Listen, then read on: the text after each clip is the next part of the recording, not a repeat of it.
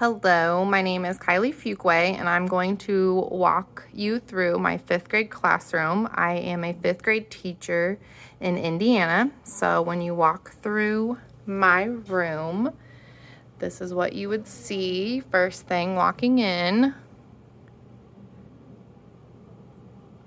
And most of you can see that I have tables in my classroom. And the reason that I do that is because as a fifth grade teacher, we rotate through some classes. We rotate for math, social studies, science, and enrichment time. So this makes it easier for my classroom to be with tables and not desks, so students aren't constantly sticking things in their desks.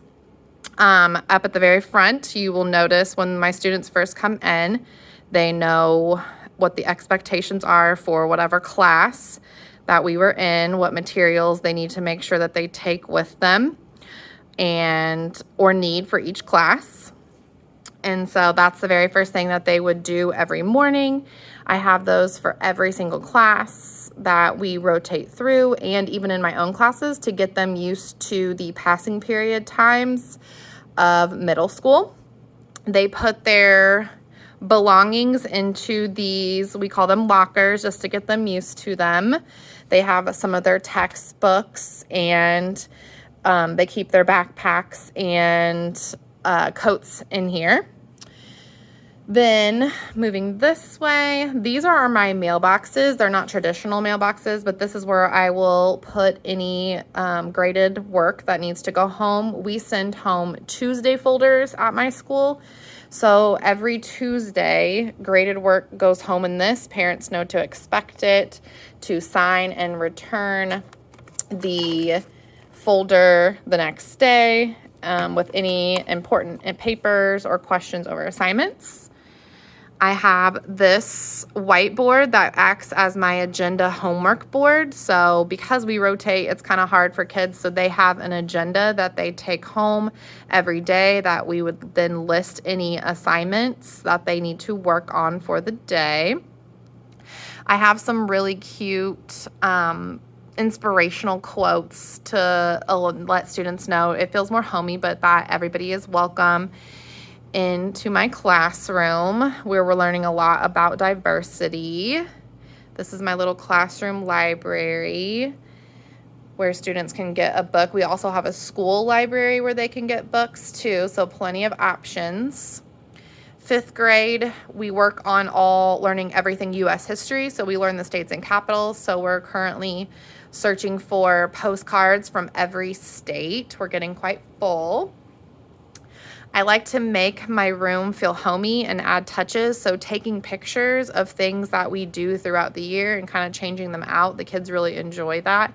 Plus, it just kind of shows our time together and lets them feel involved. Speaking of more pictures, I like to put the kids' pictures above where they display some of their artwork and different things.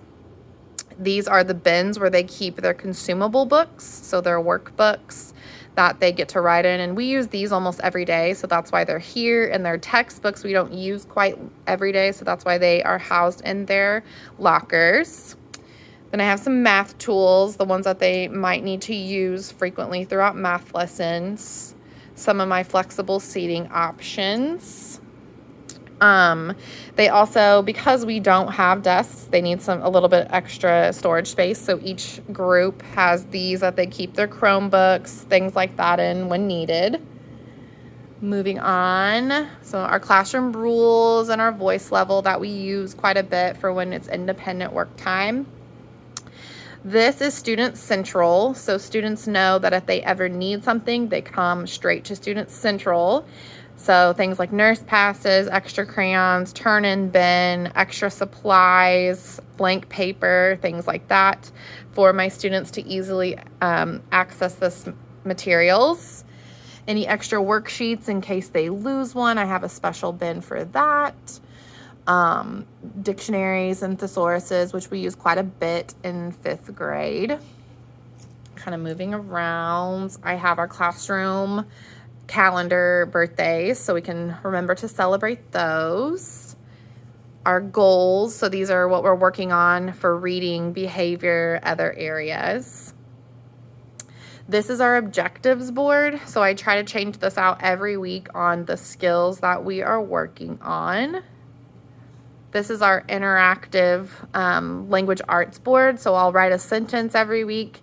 Then we will go through, find the parts of speech, label them, and try to learn the different parts so that they can see that they're used quite frequently in writing.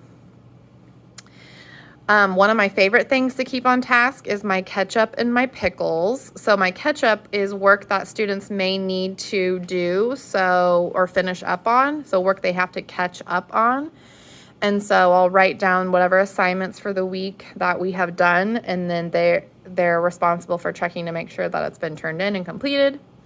And then I have my pickles. So if they have all their catch-up done, then they can pick one of the pickles activity. And those change every week. It could be games for math, reading certain things, and we try to switch them up.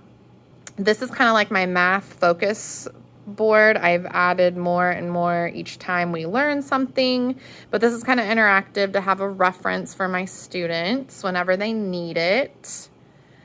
Here is our schedule. This is what we stick to almost every day, and if there are any changes, I make sure I put those on there because my students need to have that strict schedule to stay on task a lot of the time.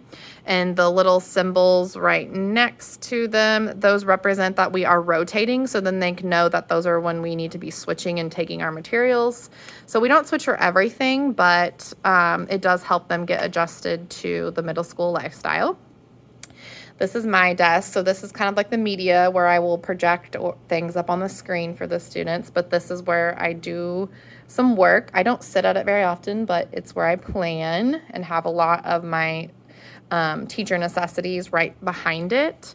So here is where I organize a lot of my materials. This teacher toolbox is a lifesaver. I will talk more about it on my PowerPoint.